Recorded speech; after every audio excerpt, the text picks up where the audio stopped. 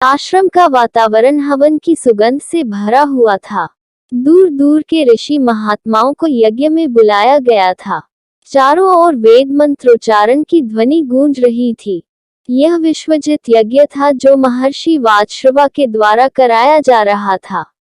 कई दिनों तक यज्ञ चलता रहा। यज्ञ की समाप्ति पर महर्षि ने अपनी सारी संपत्ति और गायों को यज्ञ करने वालों को दक्षिणा में दे दिया। दान देकर महर्षि बहुत संतुष्ट हुए। नचिकेता महर्षि वाजश्रवा के पुत्र थे। बालक नचिकेता को गायों को दान में दिया जाना अच्छा नहीं लगा क्योंकि ये गायें बूढ़ी और दुर्बल थी। उन्होंने सोचा पिताजी जरूर भूल कर रहे हैं। पुत्र होने के नाते उन्हें इस भूल के बारे में बताना चाहिए।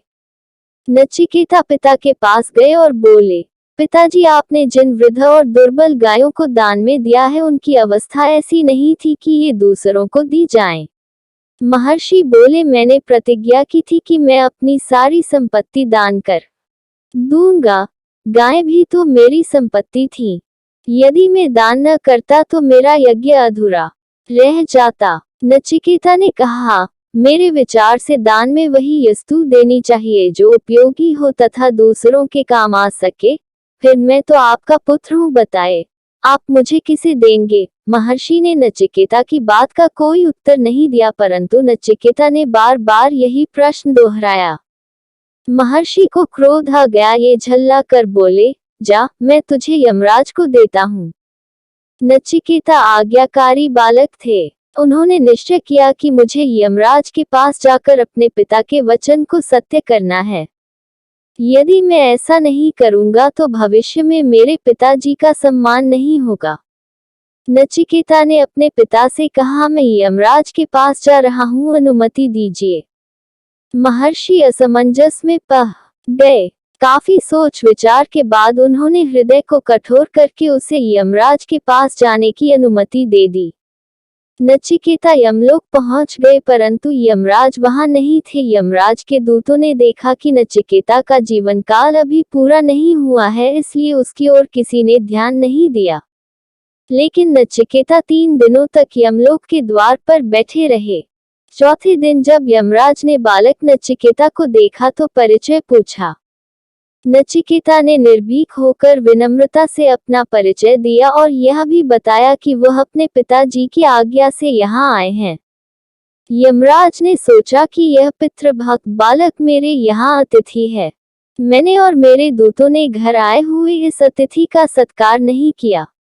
उन्होंने नचिकेता से कहा, हे ऋषि कुमार, तुम मेरे द्वार पर 3 दिनों तक भूखे प्यासे पड़े रहे।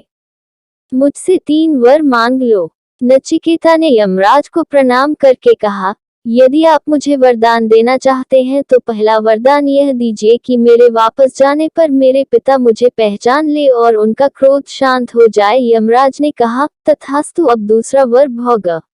नचिकेता ने सीधा, पृथ्वी पर बहुत से दुख है, दैख दूर करने का उपाय क्या हो सकता है? इसलिए नचिकेता ने यमराज से दूसरा वरदान मांगा, स्वर्ग मिले किस रीति से मुझको दो यह जानमानव के सुख के लिए, मां यह वरदान।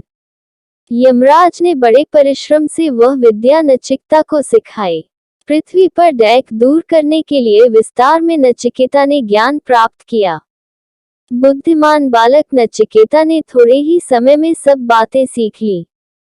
नचिकेता की एकाग्रता और सिद्धि देखकर यमराज बहुत प्रसन्न हुए। उन्होंने नचिकेता से तीसरा वरदान मांगने को कहा। नचिकेता ने कहा, मृत्यु क्यों होती है? मृत्यु के बाद मनुष्य का क्या होता है?